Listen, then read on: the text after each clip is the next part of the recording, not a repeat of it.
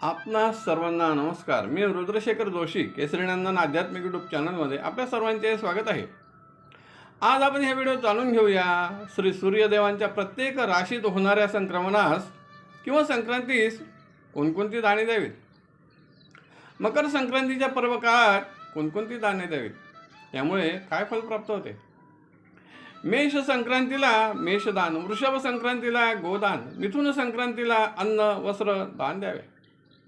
कर्क संक्रांतीला घृत म्हणजे तूप किंवा गायदान द्यावे. सिंह संक्रांतीला छत्रदान सुवर्णदान, कन्या संक्रांतीला वस्त्रदान, तुळ संक्रांतीला तीळदान व दूध दान द्यावे. वृश्चिक संक्रांतीला दीपदान, धनु संक्रांतीला वस्त्रदान वाहनदान द्यावे. मकर संक्रांतीला काष्टदान तीळ घृतदान द्यावे.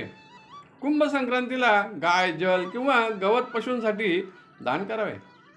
मीन संक्रांतीला भूमी व पुष्पमाळा द्याव्यात. अयन संक्रांतीच्या म्हणजे मकर व कर्क व तूळ व मेष संक्रांतीच्या पूर्वी 3 रात्री किंवा 1 रात्री उपवास करून दानधर्म करावा. चौथा उपवास संक्रांती युक्त अहोरात्री किंवा पुण्यकाल युक्त अहोरात्री होईल असा उपवास करावा. हा उपवास कामनिक आहे, नेहमीसाठी नाही. असा उपवास केला असता मनुष्याच्या सर्व इच्छा पूर्ण होतात.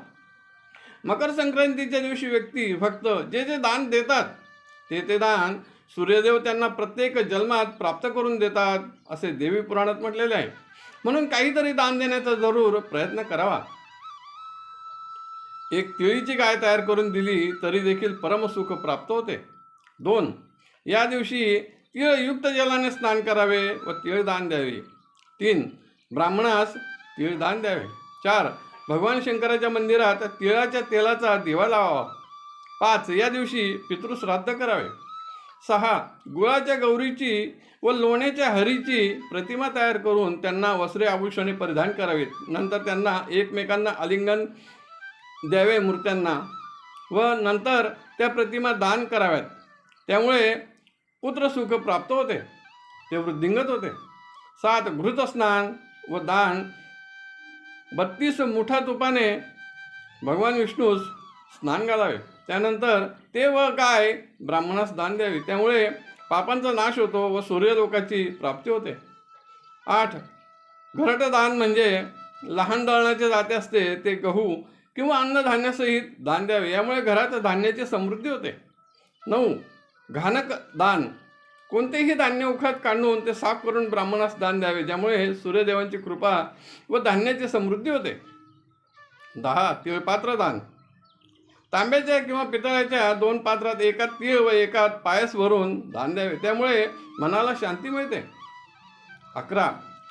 त्रुटीत वल्ली दान, तिळगुळाचे बारीक चूर्ण करून ते 5 मुठी मिश्रण किंवा 5 लाडू दान द्यावेत. यामुळे संततीची वृद्धी होते.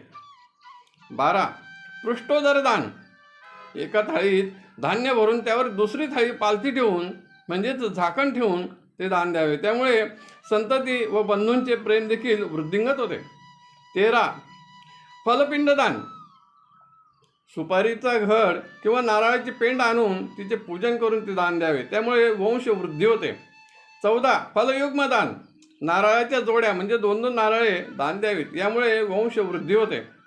15. दधी मंथन दान, दही घुसळण्याची रवई त्या भांड्यासहित व दोरीसहित दान द्यावे. येथे यशोदा कृष्णाची प्रतिमा ठेवून त्यांचे पूजन करतात. लाह्या उसाचे कांडे पोहे लाडू यांचा नैवेद्य दाखवतात. नंतर ते दान ब्राह्मणास देतात. संक्रांतीचा दिवस श्रेष्ठ असल्याने या दिवशी आपणास जे शक्य होईल ते दान अवश्य करावे, कारण थोडेसे दान पण फलप्राप्ती महान असे संक्रांतीचे श्रेष्ठत्व आहे.